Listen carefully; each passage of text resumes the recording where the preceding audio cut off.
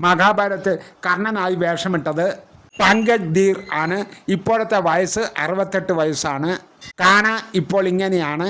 മഹാഭാരതത്തിൽ ഭീമനായി അഭിനയിച്ചത് പ്രവീൺ കുമാർ സുഗ്തി ആണ്. അദ്ദേഹം മരണപ്പെട്ടു.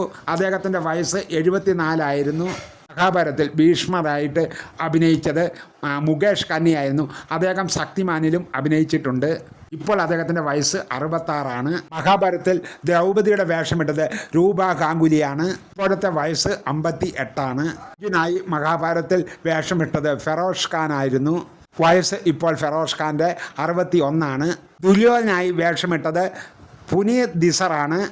അദ്ദേഹം മോഹൻലാലിനോടൊപ്പം വില്ലൻ ക്യാരക്ടർ വേഷത്തിൽ യോദ്ധ എന്ന സിനിമയിലും അഭിനയിച്ചിട്ടുണ്ട്. അദ്ദേഹത്തിൻ്റെ വയസ്സ് ഇപ്പോൾ 65. മഹാഭാരതത്തെ യുധിഷ്ഠിരനായി വേഷമിട്ടത് ഗജേന്ദ്ര ചൗഹാനാണ്. അദ്ദേഹത്തിൻ്റെ പ്രായം ഇപ്പോൾ 68. മഹാഭാരതത്തിലെ അസ്ത്രവിദ്യ അഭ്യസിച്ച ദ്രോണാചാര്യരായി അഭിനയിച്ചത് വീരേന്ദ്രപാലാണ്. അദ്ദേഹത്തിൻ്റെ പ്രായം ഇപ്പോൾ 72. മഹാഭാരതത്തിൽ കുന്തിയായി വേഷമിട്ടത് അസ്നീനാണ്. ഇപ്പോൾ വയസ്സ് 67. മഹാഭാരതത്തിൽ ശകുനിയായി അഭിനയിച്ചത് ഗൂഫി ഫെയിൻഡലാണ്. 2023 മരിച്ചു. ആ സമയം അദ്ദേഹത്തിൻ്റെ പ്രായം 78 വയസ്സായിരുന്നു. മഹാഭാരതത്തിൽ ഭീഷ്മരുടെ അമ്മയായ ഗംഗാദേവിയായി അഭിനയിച്ചത് കിരൺ ജുനേജയാണ്. അവരുടെ വയസ്സ് 61. മഹാഭാരതത്തിൽ ഭീഷ്മരെ വധിക്കുന്നതിന് വേണ്ടി ശിഖണ്ഡിയുടെ വേഷം അഭിനയിച്ചത് കൻവർജിത്ത് പെയിൻഡൽ ആണ്. 76 വയസ്സാണ് ഇപ്പോൾ ഉള്ളത്. മഹാഭാരതത്തിൽ അസ്വസ്ഥാത്മാവായി അഭിനയിച്ചത് പ്രവീൺ രാവത് ആണ്. വയസ്സ് ഇപ്പോൾ 73. മഹാഭാരതത്തിൽ പാണ്ഡുവിൻ്റെ വേഷം അഭിനയിച്ചത് തരകേഷ് ചൗഹാനാണ്. ഇപ്പോൾ വയസ്സ് 68. മഹാഭാരതത്തിൽ ഗാന്ധാരിയായി അഭിനയിച്ചത് ഇസ്രാണിയാണ്. ഇപ്പോൾ വയസ്സ് 58. അഭിമന്യുവായി അഭിനയിച്ചത് മയു രാജ്വർമ്മയാണ്.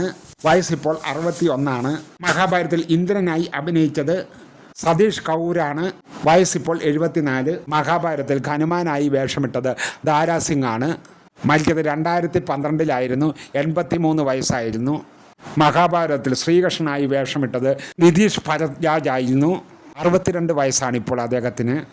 വക്കീലായി ഇപ്പോൾ അദ്ദേഹം ജീവിതം അനുഷ്ഠിക്കുന്നു. ഇന്നത്തെ വീഡിയോ ഇത്ര മാത്രമേ ഉള്ളൂ. സബ്സ്ക്രൈബ് ഒന്നുമില്ല. എല്ലാവരും ഒന്ന് സബ്സ്ക്രൈബ് ചെയ്ത് വെച്ചോളൂ.